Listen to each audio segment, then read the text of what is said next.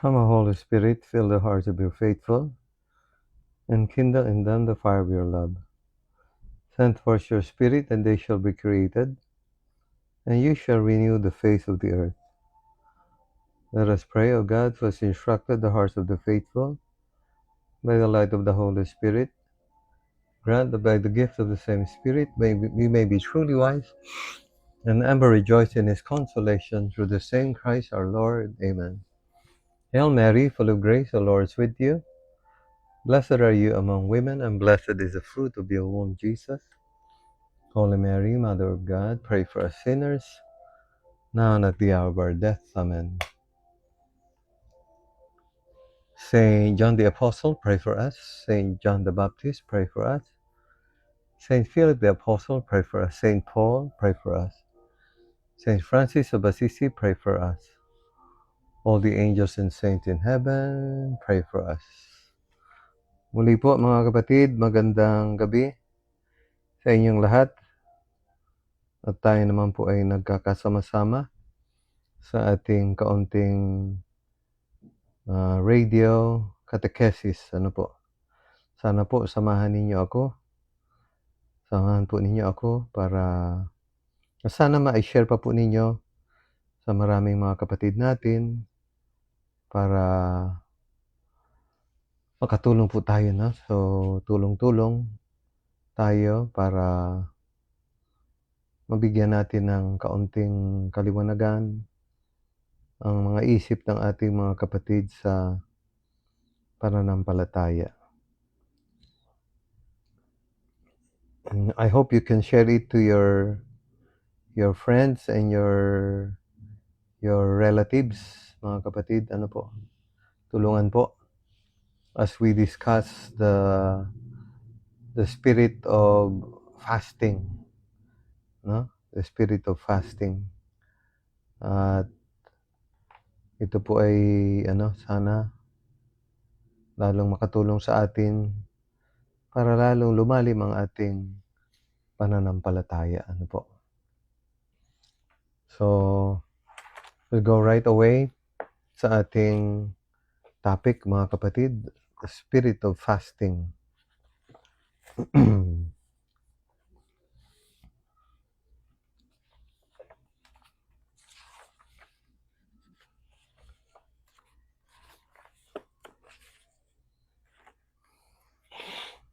Let us remember that Jesus himself fasted for 40 days, no? Before beginning his public ministry. And in the Sermon on the Mount, he encouraged us to fast, no? Sabi niya nga, no? Kung kayo'y mag-aayuno, no? Put oil on your head, no? And wash your face. Maghugas kayo ng mukha. So that no one will know you are fasting, except your Father who sees all that is done in secret. And your Father who sees all that is done in secret will reward you. Matthew 6 verse 17 to 18, no? Yan. So kung ano yung ginagawa nila sa lumang tipan, so gayon din mga kapatid, pinagpatuloy ng ating Panginoon.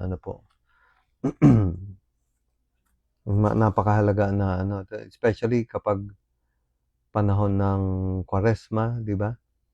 Yung tatlong bagay na binibigyan ng diin sa atin. Mas magdasal tayo ng mas marami, mas mataimtim. Especially our prayers before the Blessed Sacrament, mga kapatid. Palagi ko yung inuulit-ulit. Kasi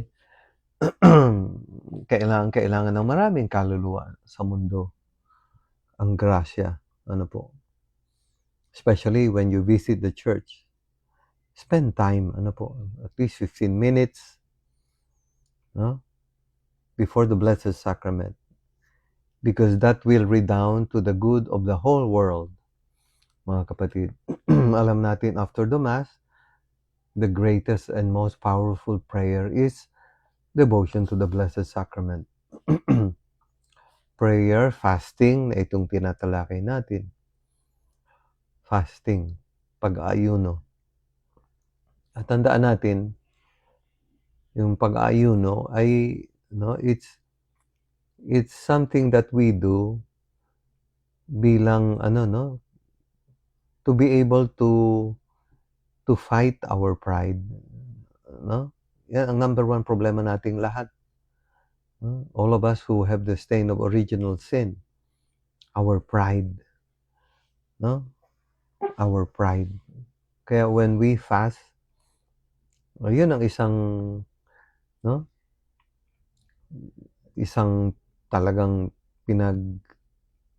tinutumbok natin. Our passions, our desires. Yun ang Kaya nga, parang hindi pwede na it should follow.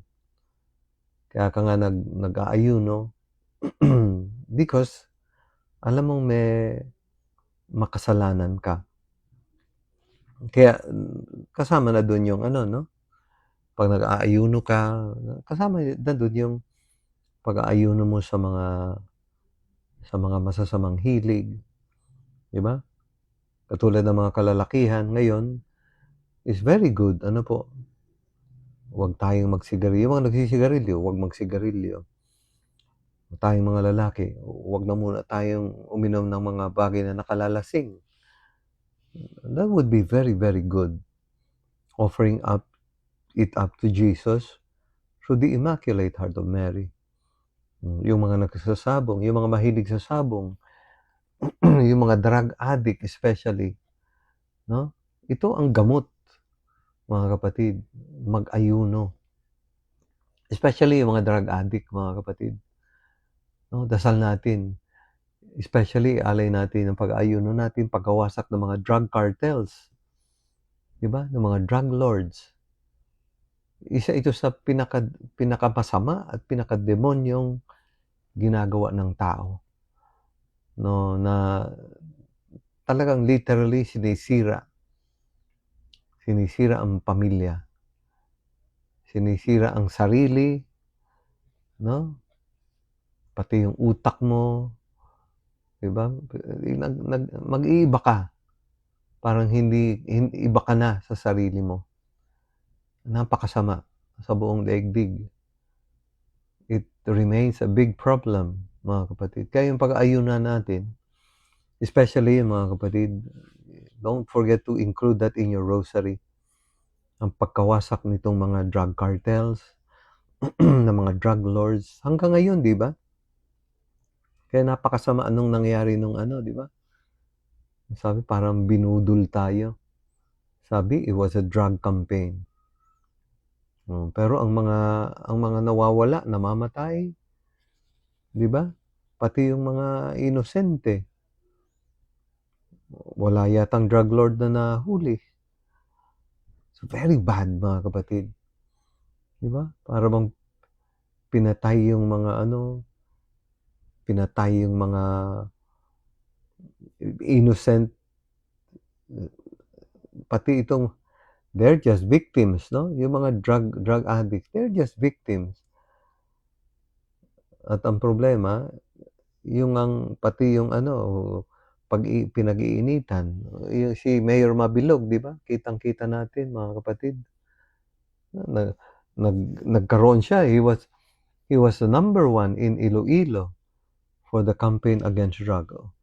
Porque hindi siya kakampi, pinag-initan siya. Lahat ng labasan po baga doon sa Quadcom committee meetings, mga kapatid. That's a very bad administration, mga kapatid. Kaya importante, ha? Then the other one is almsgiving. Almsgiving, paglilimos. Hindi lang pera, kundi pagkain, tinapay, o pera na maaari nating especially the many poor people, mga kapatid. The poor, since the pandemic, has become poorer, mga kapatid. Kaawa-awa po sila, ano? Tapos yun nga, ngayon naglalabasan na din yung katotohanan about the pandemic. My friends, ano po, na mukhang may problema din. Thus, it is clear that fasting is something good. We should clarify at this point what we mean by fasting. In general terms, it means either eating nothing at all, as when we speak of fasting for 1 hour before receiving the Eucharist. Ito, mahalaga po ito, ha?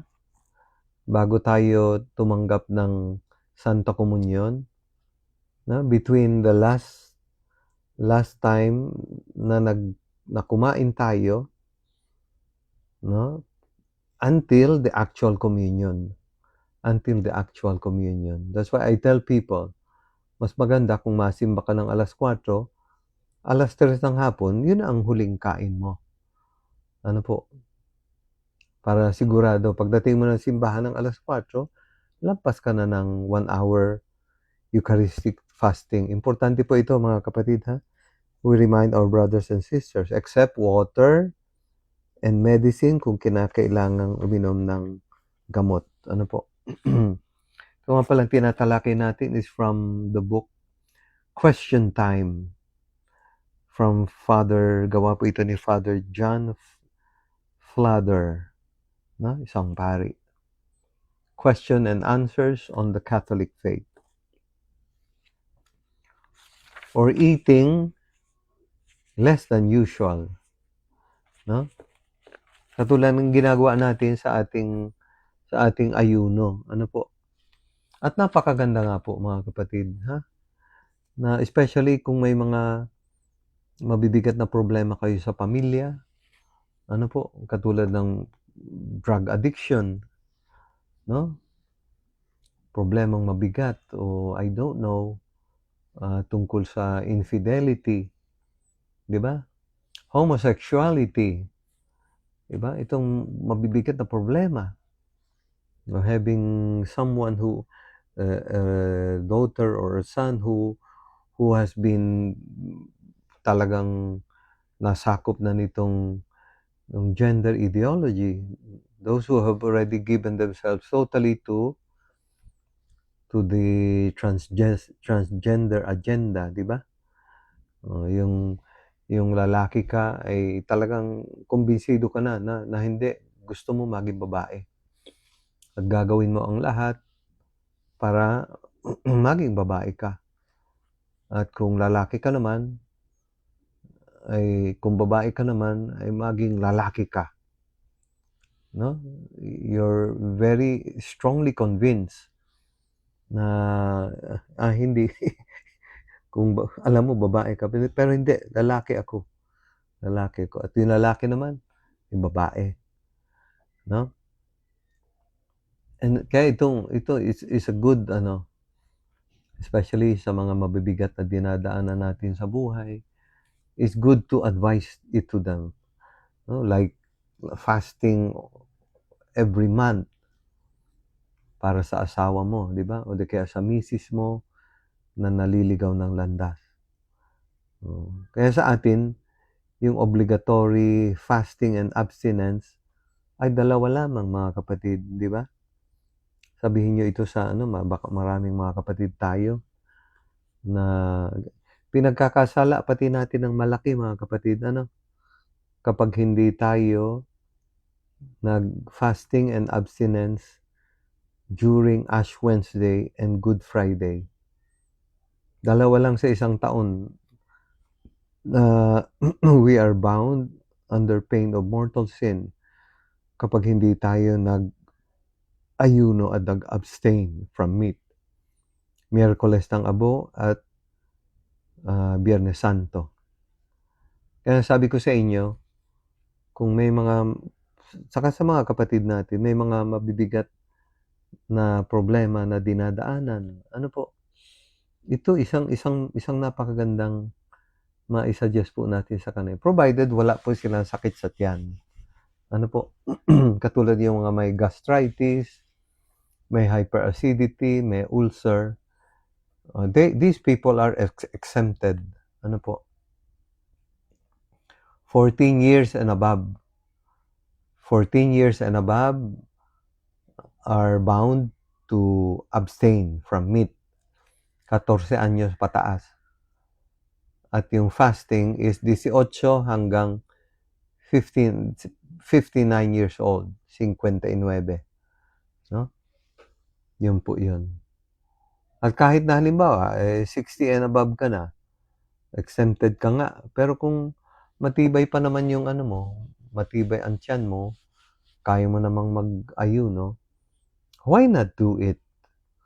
Especially yun ang nasa sa isip natin. Ano po, na maligtas ang mga kaluluwa. Yung pinakamahalagang bagay na kailangang mangyari sa atin. Ano po, mailigtas natin ang ating kaluluwa. At marami pa tayong mga kapatid na mailigtas sa buong daigdig. Ano po. At ang ano sa atin, fasting sa atin is done by eating only one full meal. Isang buong ano lang, meal. Katulad halimbawa, pag pinili mo ay tanghalian, di yun, yung normal na kinakain mo, araw-araw, pwedeng may dessert pa nga yan. Pero yung sa umaga, breakfast, at sa gabi, dinner, kaunti lang. No? Sabi nga dito, by eating only one full meal, with the amount consumed at the other 2 meals being less than that eaten in that full meal. Ano po? Halimbawa, pinili mo ay dinner, 'di ba? Doon ka kakain ng yung one full meal mo. Di dapat yung sa breakfast mo at sa lunch, pag pinagsama mo ay hindi hihigit sa kinain mo sa ano, sa gabihan, no? Sa ibang kultura nga mas matindi ang kanilang pag-aayuno. Ano po? The Muslims during Ramadan eat and drink nothing at all between sunrise and sunset, mga kapatid. No? Mula sa pagsikat ng araw at sa paglubog ng araw sa hapon. Walang pagkain. And many Maronite Catholics eat and drink nothing before midday during Lent. No? During Lent. Araw-araw pala yun, ha? During Lenten season. But why do we fast at all? Bakit tayo nag-aayuno?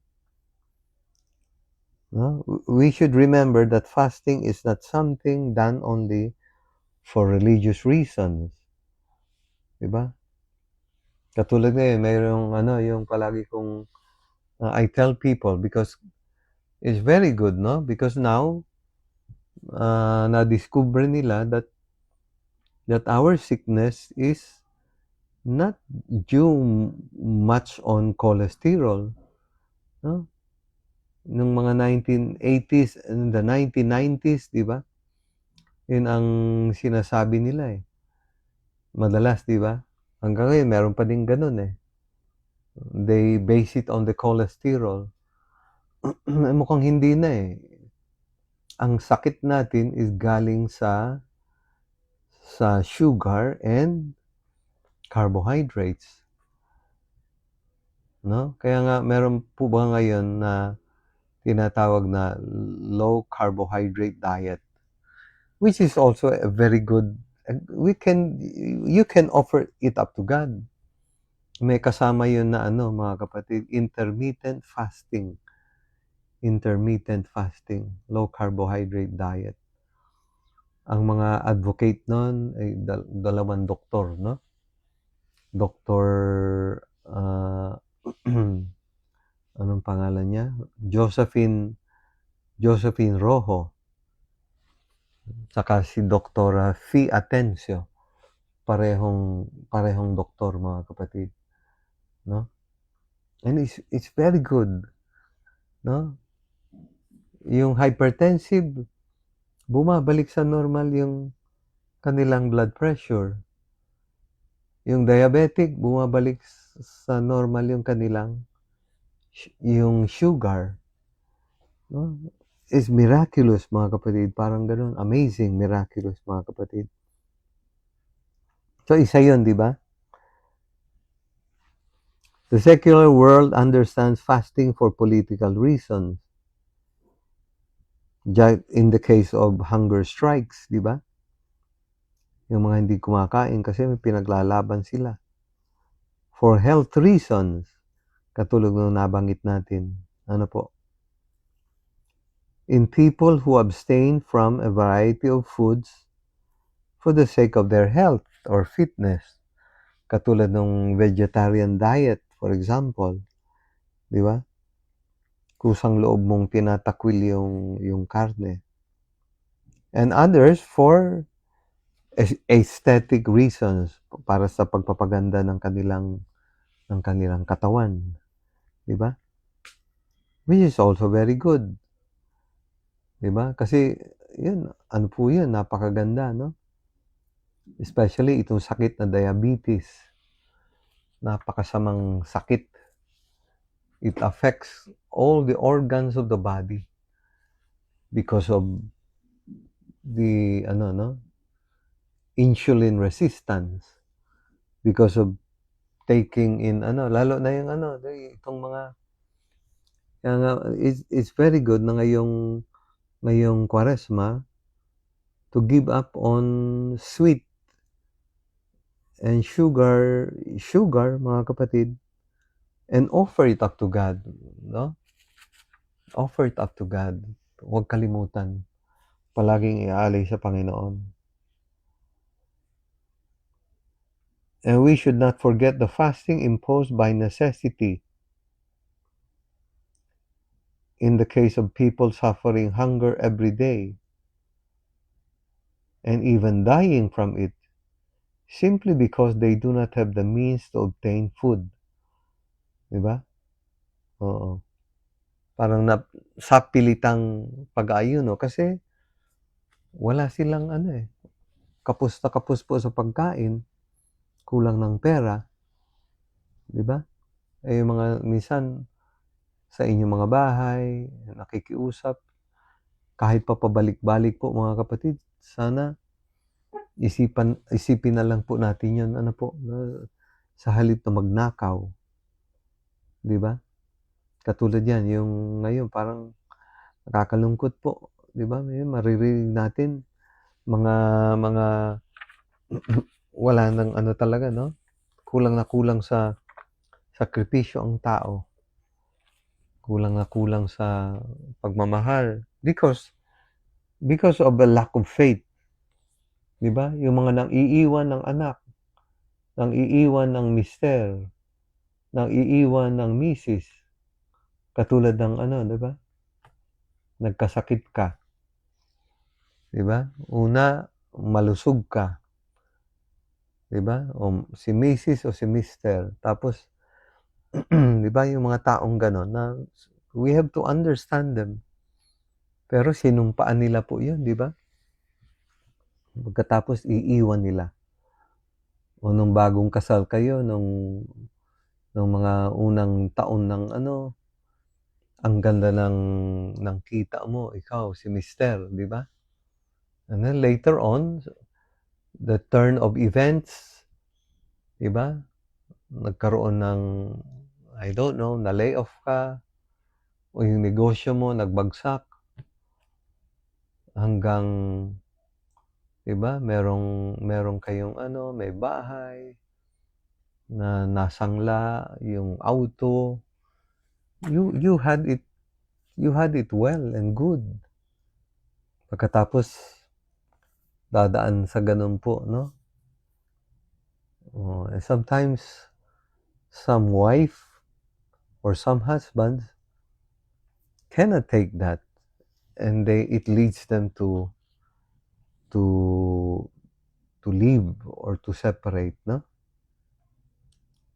Kaya napakahalaga mga kapatid na pagsikapan natin itong napakahalagang gawain sa pananampalataya na matulungan natin.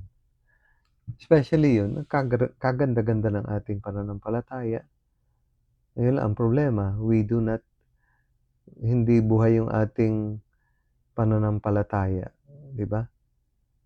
We don't appreciate our faith, mga kapatid. Let's have a little break, mga kapatid. Let's have one music.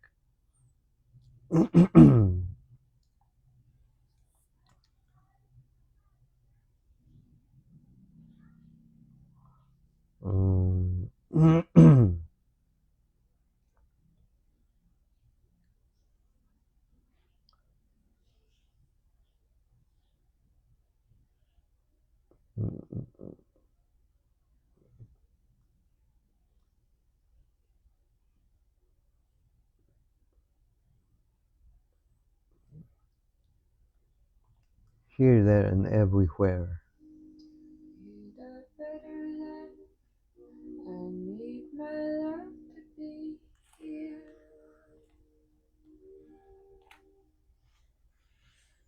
Here,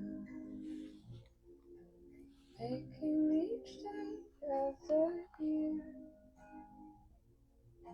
changing my life with the weight of His hand.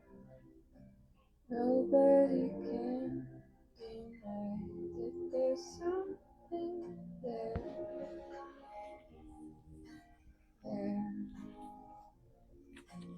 Running my hands through His hair. Both of us thinking how good it can be. Someone is speaking, but he doesn't know she's there. I want him everywhere, and if he's beside me, I know I need never care. But to love him is to need him everywhere. Knowing that love is to share, each one believing that love never dies, watching their eyes and hoping I'm always there. I want him everywhere, and if she's beside me, I know I need never care. But to love her is to need her everywhere. Knowing that love is to share, each one believing that love never dies, watching their eyes and hoping I'm always there. I'll be there and everywhere, here, there, and everywhere.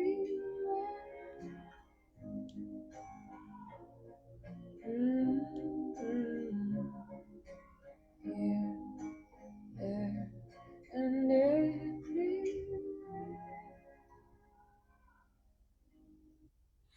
Okay, mga kapatid, tuloy tayo. Remember our Lord's invitation, but this is alam natin, it's an invitation, but we are obliged to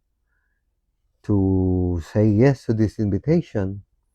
Otherwise, we're no good disciples. We cannot be good disciples of our Lord kung hindi natin susundin ito. Sabi ng ating Panginoon, di ba? Matthew 16 verse 24. If anyone would want to follow me, no? If anyone would be my disciple, let him deny himself. take up his cross daily and follow me. No? It manifests reverence for God by giving back to Him in sacrifice part of the creation He has given us. No? A reverence for God by giving back to Him in sacrifice. No? It exercises the virtue of fortitude and temperance by denying oneself what would be legitimate food or drink or any other pleasure. No? Yan. Katulad ngayong Kwaresma, we are being asked to think of how to offer many little sacrifices. Mga bagay na hindi naman kasalanan, katulad yung nabanggit ko. 'Di ba? Yung tungkol sa tungkol sa alak. Sad to say, maraming mga kapatid tayo sa buong Pilipinas, sa buong daigdig, 'di ba? Yan. Barkada. Something good, no? You have a friend, you have a barkada. But then, yung nga na we forget about our faith. Ito nga, itong sabi ng ating Panginoon. Kung naiimbita tayo, kainan, may kaunting inuman, let us not forget this very important bilin ng ating Panginoon. Ang problema, yun nga the practice of the faith, yung pagsisimba, pagkukumpisal na napakahalaga. Ano po? Especially yun, no? It's a very important sacrament without which hindi tayo titino. No? All of us need confession, regular confession, mga kapatid. Lalo na kami mga pari, lalo na mga obispo, ang mga seminarian. Kasi kami talagang pinupuntirya kami ng demonyo. 'Di ba? Katulad ng pinuntirya niya, 'di ba? Kahit binubugbog niya nga si Padre Pio, si Saint John Marie Vianney, hindi niya pinatutulog, mga kapatid. Ano po? Especially yun, I always remember Padre Pio, no? Dinidiscourage pa nga siya nung yung kanyang kura paroko when he was still small. I don't know, grade 6 or high school. Yung kura paroko niya mukhang merong babae. And he was being discouraged, no? Si Padre Pio. And look at what this, no? Kaya napakahalaga tayong lahat, lalo na kami. We should have a big devotion, a great devotion to confession. Una kami muna. 'Di ba? Kasi yun galit na galit. You can imagine that, 'di ba? Nararamdaman, nakikita. Binubugbog si ginugulpi niya po si Padre Pio, no? Naririnig doon sa kwarto niya, lumalagabong. Tapos papasukin nung isang kapatid na paring monghe, pawis sa pawis, hinang-hina. Sabi na lang ni Padre Pio, if not for the Virgin Mary, siguro mapapatay ako, no? It's very important, my friends. Kaya ginagawa natin ito is especially for that reason, because we are all weak. Mahina tayo, marupok tayo. 'Di ba? Kahit pa naordenan ka na, you remain with your weakness. Especially yun, no? Kaya napakahalaga, no? Kami mga pari, that we should really have a conversion sa seminaryo pa, 'di ba? Napakahalaga. Kaya minsan yun ang nangyayari, narinig natin ng mga nakaraan, hanggang ngayon may naririnig tayo, 'di ba? May pari na maaaring may girlfriend o may anak na, because of this, because of the lack of prayer, lack of frequent confession, mga kapatid, lack of fasting, especially ito ang gamot, lalo na yung mga matitinding mga problema ngayon. This is especially important in our present-day society, where we can easily become prey to the consumerist, self-indulgent mentality of eating and drinking to our heart's content, often to the detriment of our bodily and spiritual health. Diba? Katulad na yan is very good that isa sa importanteng maano natin, itong cellphone, mga kapatid, sa inyong mga anak, no? Sa mga mag-asawa, 'di ba? One very good sacrifice to limit the use of the cellphone. Especially yun, siguro sa mga games sa mga TikTok, sana mabawasan po natin. Offer it up to God for many poor sinners. Especially yun, minsan nakakadut-dut ka dun sa mga pornographic website, ay di lalo na. Mga kapatid, lalo na ngayon, we have a very pornographic society. Di ba? The more reason that kami mga pari is to really push ourselves and invite souls. Katulad nila Padre Pio, di ba? Sila, Saint John Bosco. These are the saints who had deep devotion to confession. Saint Philip Neri, Saint Leopoldo Mandic, no? Saint Jose Maria Escriba.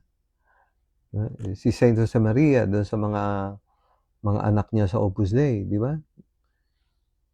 Kahit lay members, no? They are encouraged to go to weekly confession, mga kapatid. To weekly confession. It's the only way for us to change, mga kapatid. Yung hinahanap sa atin ng ating Panginoon. No? To change, to turn over a new leaf. No? Magkaroon ng totoong pagbabago, tunay na pagbabago. Sabi natin pagpapasko, di ba? Bagong taon ay magbagong buhay. Di ba? Bagong taon ay magbagong buhay. No? Napakahalaga. Kaya itong mga gulo sa ating paligid, sa ating society, di ba? It can be traced to yung hindi nga naisa sa buhay ang pananampalataya ay the faith is taken for granted. Ang bigat ng namin. Kaya nga, you have to pray for us. Mga kapatid, you pray for us. Please, kailangan namin ng tulong. Na kahit pa paano yun, maibuhos namin especially yun, katulad ng mga santo, di ba? Calling people, encouraging people, kumpisal, o mga mga elementary and high school, lalo na mga high school, mga kapatid. Di ba? Then too, fasting can be offered up as penance for one's sins. Yun, lalo na yun. Katulad kanina, nabanggit ko na po, di ba? This terrible, itong napakahirap na ma-overcome. Drug addiction, addiction to Ngayon maraming addict sa online gambling, online casino, maraming addict sa casino, 'di ba? Mga wasak na pati ang pamilya niyan, 'di ba? Homosexual, especially 'yun, yung karumal-dumal, the same-sex living in now, same-sex union, 'di ba lalo na 'yun, 'di ba? Karumal-dumal, worst sin mga kapatid. Kaya ito, sana maipayo ninyo 'yan sa mga kaibigan din ano po, especially 'yan mga may mabibigat na problemang dinadaanan, kung wala naman sakit sa tiyan, ano po, once a month, kapatid, do fasting. Katulad ng ginagawa natin 'pag Ash Wednesday and Good Friday. And then spend time before the Blessed Sacrament. Nang sa gayon, you purify the soul, preparing it for heaven. It can be offered for others as well, no? So that they may return to the practice of the faith. No? Katulad na, kung hindi man kaya mag-fasting, why not miss your merienda? Once a week, for example. Di ba? Why not miss your merienda? No? Tapos yung mga malalaki na, nagtabaan na, why not hatiin na lang ang kanin? Di ba? Why not take oats instead, no? Quaker oats for your rice. Di ba? Itong mga kapatid, especially yun, kung katulad kanina, yung nabanggit ko po, nag-low carbohydrate diet ka, and then you offer it up to God. No? Iniiwasan mo na talaga. Makita mo, nagbaba yung mo, nakaganda pa sa katawan, bumaba na yung timbang mo, nag-normal pa yung blood pressure mo, yung sugar mo na dati mataas, nag-normal pa. Katulad ng isang kaibigan ko dyan sa I suggested this to him. He was hypertensive and he was diabetic. Dalawa mga kapatid. And he ended up stopping his medication. Hindi lang yun. He was able to join the marathon. Marathon, mga kapatid. So, ito yung tinatawag na yung bilin sa atin ng ating mahal na Ina sa Fatima. Diba? Living a life of penance. Living a life of penance. Katulad yan. Fasting so that, bilang bayad puri sa ating mga kasalanan, no? Especially yun, yung mga drug addict, mga kapatid, libo-libo po yan sa buong daigdig. At yun nangyari magpahanggang ngayon. Nawala pa yung hindi naman nawala yung yata. Hindi naman nawala yung drugs. Ang nawala, pinagpapatay na parang mga manok. Yung mga poor drug users, even the innocent ones. Ito kailangan gawin ng marami to recover from illness, to decide, di ba, fasting in order to be able to marry in the church. Katulad yan, napakaraming mga kasalwes, live-in, no?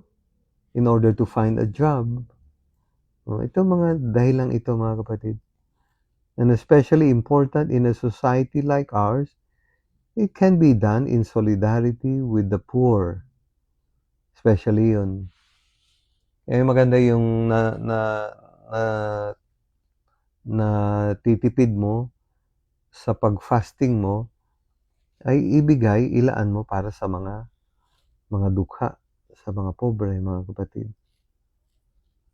Finally, fasting strengthens the soul to overcome temptations of the devil. No? Lalo na yun. Lalo na, especially the sins of the flesh.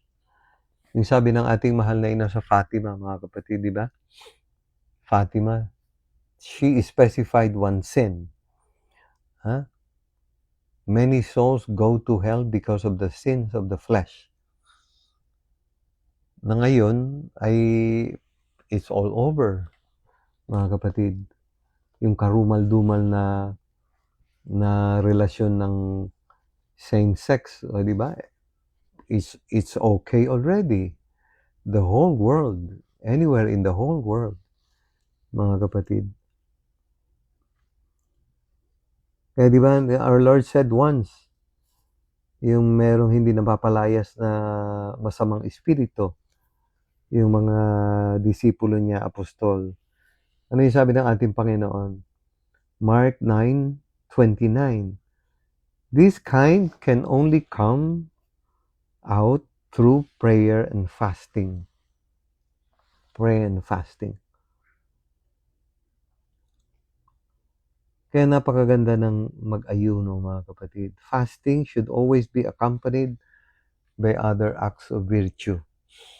Tsaka kung ginagawa natin ito, malamang, ayun, maiiwasan natin na huwag mag-isip ng masama, huwag magparabintang, di ba? Huwag magsalita ng nakakasakit, huwag manghihiya. Kayo, kami, minsan nagagawa namin yun. Kami mga kaparian, ano po, nakakasigaw kami, di ba? During Mass. It's very good for all of us, no? Huwag ka mag-isip ng masama. Di ba yung sabi ni Pope Francis? Kaya nga, if it's real fasting, it should be accompanied by yung sabi ni Pope Francis, fast from pagdadaldal, di ba? Fast from katakawan, fast from paninira o pagpaparapintas, hindi ba? Yan, all these things, no? Thank you very much po, mga kapatid, sa inyong pagtitiyaga sa akin sa gabing ito, and I hope you share this. Saka yung sa YouTube din, mga kapatid, nakakalimutan ko yung sa YouTube, yung Life is Beautiful with Father Uy. Ando dun, I have to upload these videos to the YouTube na po, no? Maraming salamat po sa inyong patuloy na pagtatangkilik sa ating kaunting programa, no? Dasalin natin ang San Miguel. Isa pa yun sa mahalagang palagi kong inuulit, mga kapatid, na kalat natin sa maraming mga tao. Yung dasal ng Saint Michael the Archangel. Ano po? Dasalin natin sa English. Saint Michael the Archangel, defend us in battle. Be our defense against the wickedness and snares of the devil. May God rebuke him, we humbly pray, and do thou, O Prince of the heavenly host, by the power of God, thrust into hell Satan and all the evil spirits who prowl about the world, seeking the ruin of souls. Angel of God, my guardian dear, to whom his love commits me here, ever this day be at my side, to light and guard, to rule and guide. Amen. Sacred Heart of Jesus, have mercy on us. Immaculate Heart of Mary, pray for us. Saint John the Baptist, Saint John Marie Vianney, pray for us. Saint Jose Maria, pray for us. Saint Padre Pio, pray for us. Saint John Bosco, pray for us. Saint Philip Neri, pray for us. Saint Padre Pio, pray for us. All the angels in heaven, saints in heaven, pray for us. Maraming salamat po kay Ate Rose San Ramon dyan sa Power Radio at si Kuya Dong na nakasama natin dyan sa booth sa Power Radio. Maraming salamat po and magandang gabi sa inyong lahat. Please, don't forget to keep on praying. Pagparadasal na po natin si our new, he will be our Bishop Herman Absede. Ano po, yung mga pag-aayuno, ano po, yung mga abstinence natin, offer it for the intentions of Bishop Herman Absede, ating magiging bagong obispo. Maraming salamat po and salamat po. Babay po sa inyong lahat.